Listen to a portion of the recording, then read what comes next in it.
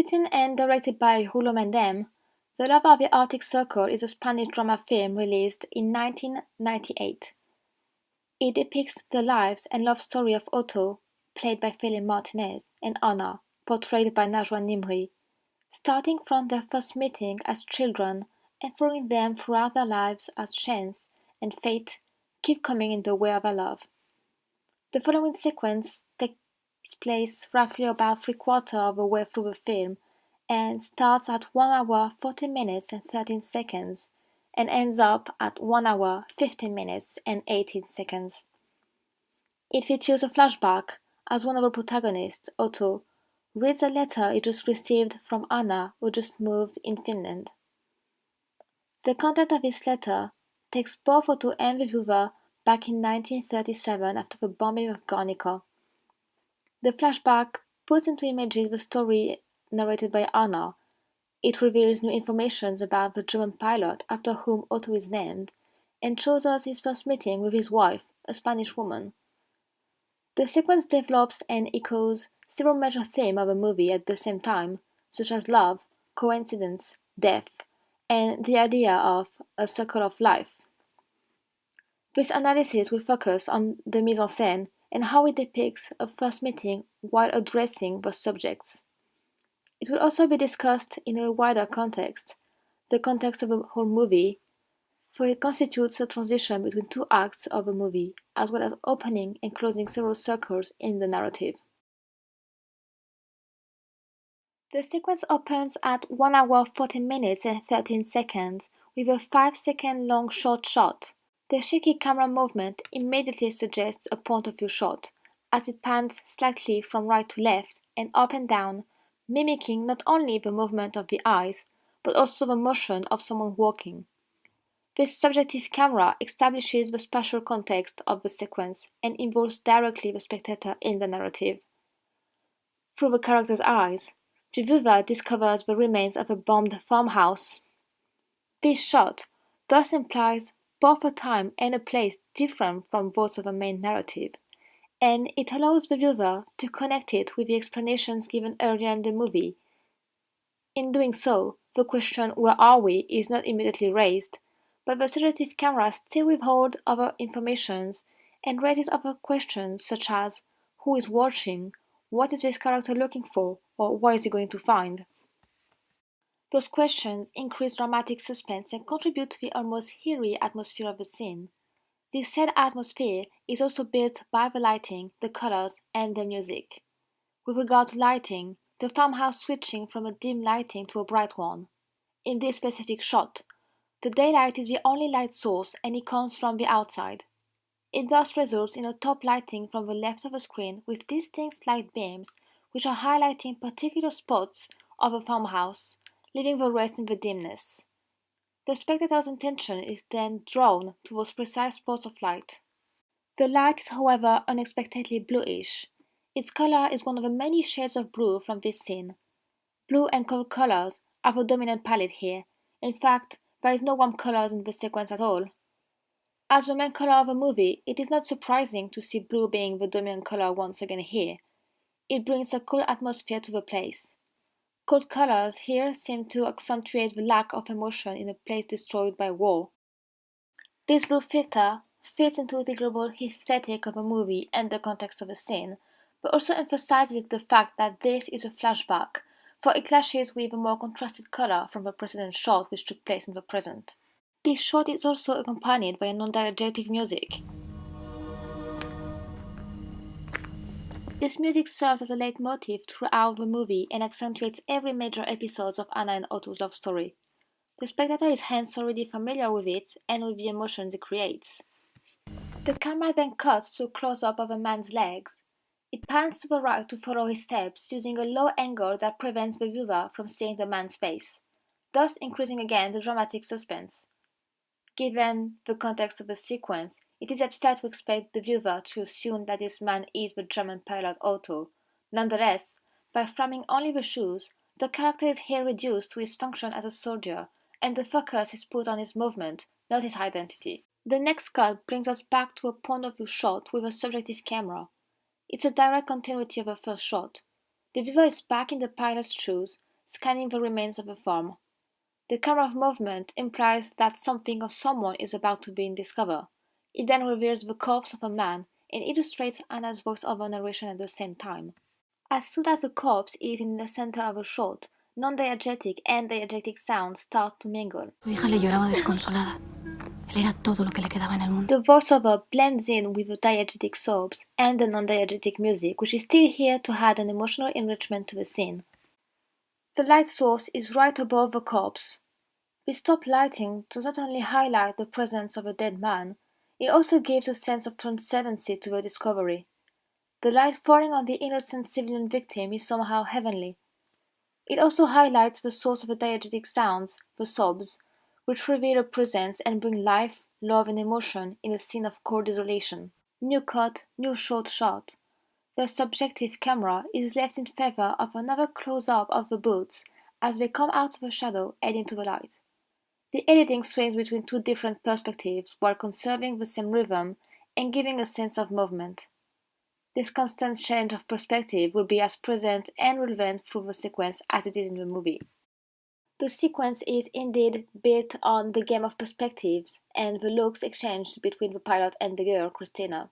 The next point of view shot still acts as a continuity of the other two.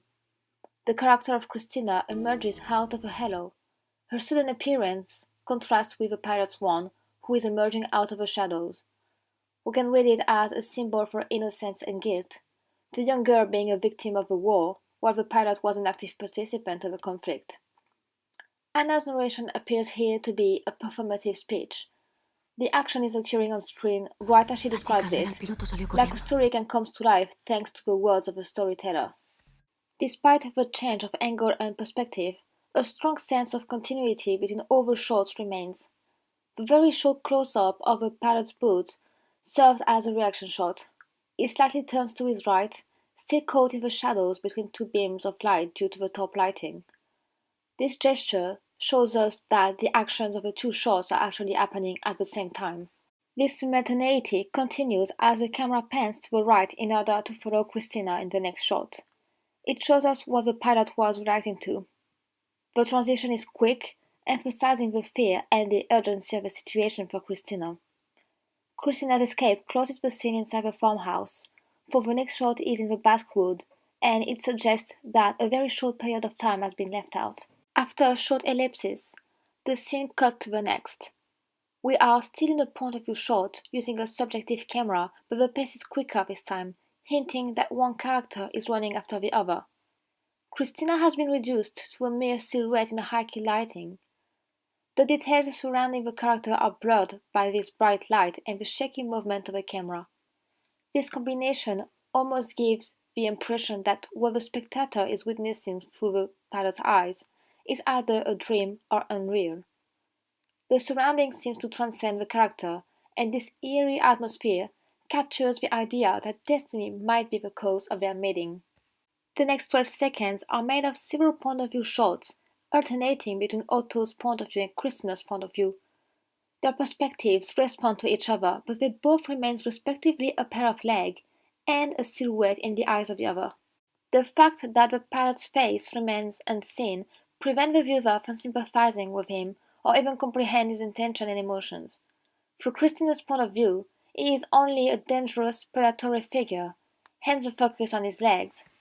Back to Otto's point of view, despite the lighting less bright, it is still difficult to see the details of Christina's face.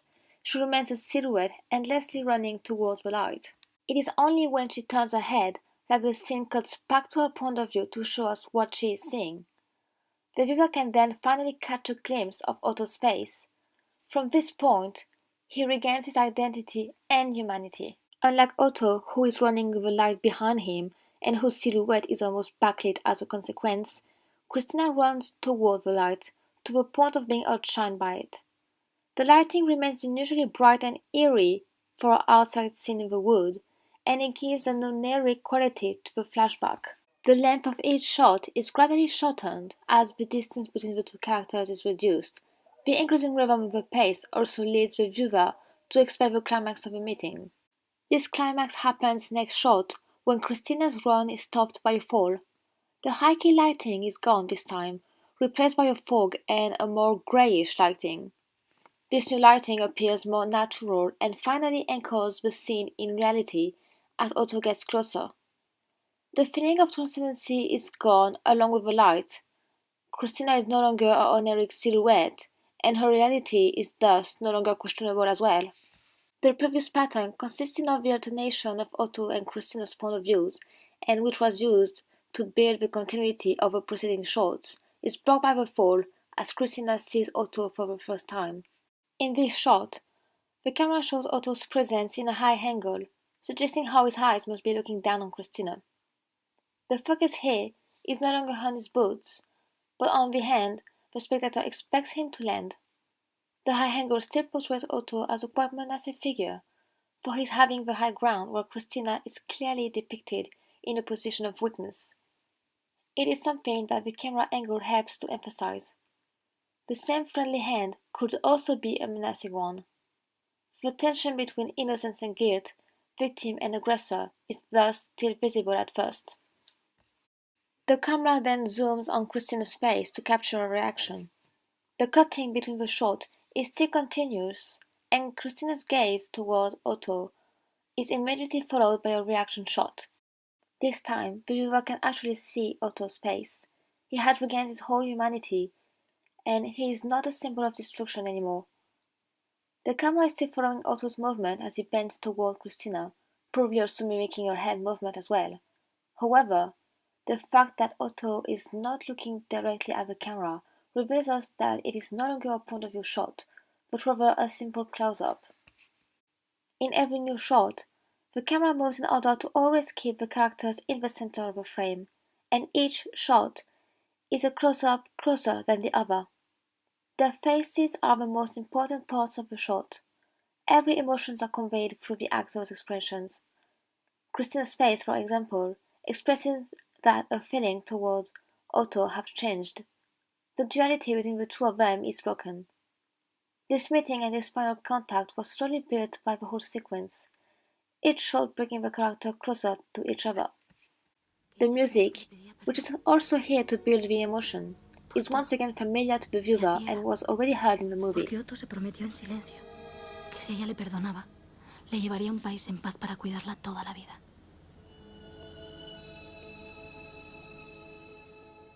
In fact, the whole sequence mirrors the first meeting of Anna and Otto as children. Both of the action, the music, and the editing is similar, with Otto running after Anna, Anna's falling, and Anna seeing Otto for the first time. Anna's narration also seems to echo the beginning of the movie. Her narration can not only be used in the context of a flashback, but also during Anna's and Otto's first meeting, and, in a wider context, to describe their whole relationship. The flashback then becomes a déjà vu for the viewer, and this feeling is reinforced by the fact that the actress playing Anna, Najwa Nimri, is also playing Christina, just as the actor playing Otto is here portraying the German Otto. The final shot of the sequence features a close-up of Christina's face as Otto is holding it. This shot both reminds and foreshadows the ending, which was also the opening sequence of the movie. Anna's expression is very similar to Christina's. Both of them have been found by the coincidence of their lives, and everlasting love stronger than death. Parallels can thus easily be made between the two couples. The couple formed by Christina and Otto actually opens one of the many circles in the movie. The destruction of Christina's home opens the very first circle, a circle that Anna and Otto will then close. The lovers might come from a different country or choose different way in life, but at the end it seems that they always meet at the top of a circle to create a world in which their love is possible. For there is an idea of forbidden love in both relationships, first between a Spanish woman and a German man in a time of war, then between two step siblings. In both cases, this world is created within the boundaries of the Arctic Circle. In either cases, love is stronger than any social rules, and it is strongly implied that fate is behind everything.